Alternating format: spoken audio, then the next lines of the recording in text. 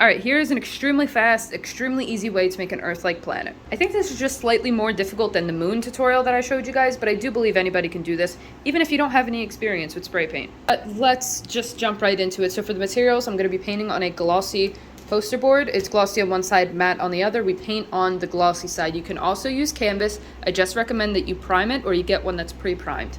For the paint, we're going to need black, white, clear, green, orange, and blue in a main brand of paint. And your painting will definitely look a lot better if you have multiple shades, or at least 2 shades of the green, orange, and blue. However, you're fine with just one. And I also recommend picking up Home Depot's brand of white and black. It's great for shading and highlighting. You don't necessarily need it, but it'll make your life easier.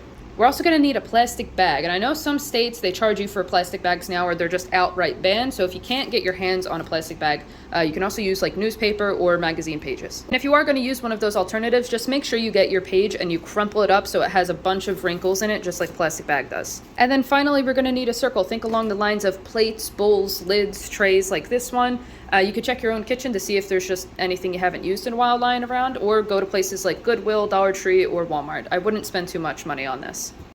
All right, so one thing I like to do first is place my stencil down exactly where I want my planet to go and outline it using some dark paint. Step is we're going to grab our blue and we're just going to paint everywhere that we can see an ocean while leaving empty spaces for our land. Now, if you want something that looks exactly like Earth, you can of course get a stencil or hand paint what our continents actually look like, but that is going to require a lot of time and effort, and both of those things are just to me. So what I like to do is just take my blue and really just paint randomly and make sure to leave some empty spaces.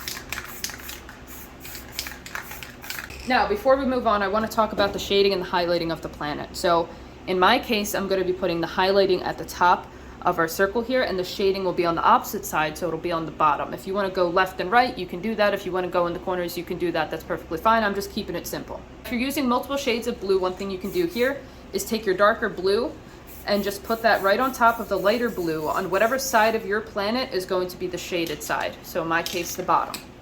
I hope that makes sense. Once again, it's perfectly okay if you don't have multiple shades. Still look dope.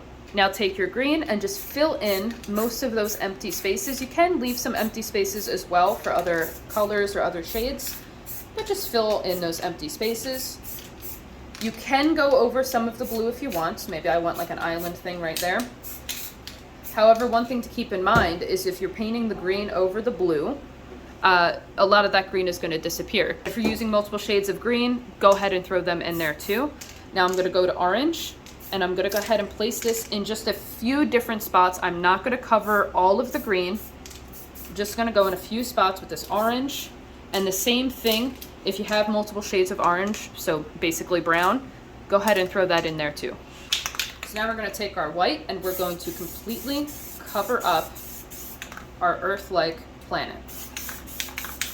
Now, without letting it dry, although if it does dry, this is where the clear coat comes in handy. It'll re-wet the paint for you. But while the paint is still wet, go ahead and take your plastic bag or your alternative and just place it down, swipe, pat it down, and lift. So let's go back to that continent, this green that I put right over the blue. You could see there's all those little pockets which can pass off as lakes. I think that's a really nice detail to have. And if you don't like the way that it came out, just do it again.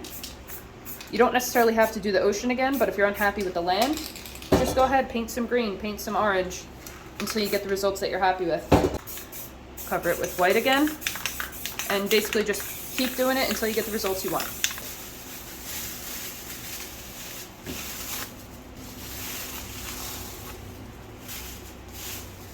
Once you do get something you're happy with, now it's time for the shading and highlighting. This is where I would recommend store brand paint. This, we're basically just aiming for the perimeter of the planet. So we're going to take that white and just go ahead and spray on your highlighted side. So in my case, the top.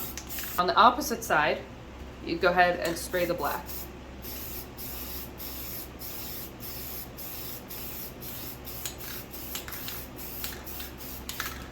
So one thing you can do with the shading as well is use like a dark blue first, and then throw the black like right underneath that. That always looks really nice. Now we're just going to let this paint dry for at least 5 minutes, maybe a little longer depending on your environment. The colder that it is, the longer it'll take for paint to dry. The hotter that it is, the faster it will be. All right, now once it is mostly dry, you can go ahead and just place your stencil. Make sure you get some of that shading, some of that highlighting within your plate or your bowl. And just go ahead and place that. And this is very simple from here on out. Just fill it in with black. Make sure to get around your stencil really nice. You don't want there to be any weird gaps. All right, now take some white paint and spray it onto your finger. You can also use something like a toothbrush if this way makes you uncomfortable, but go ahead and just flick to the side a few times to get those big nasty blobs off.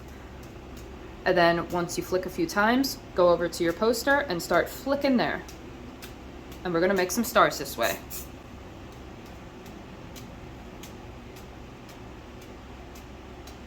All right, and once you got the stars, just go ahead and lift your circle.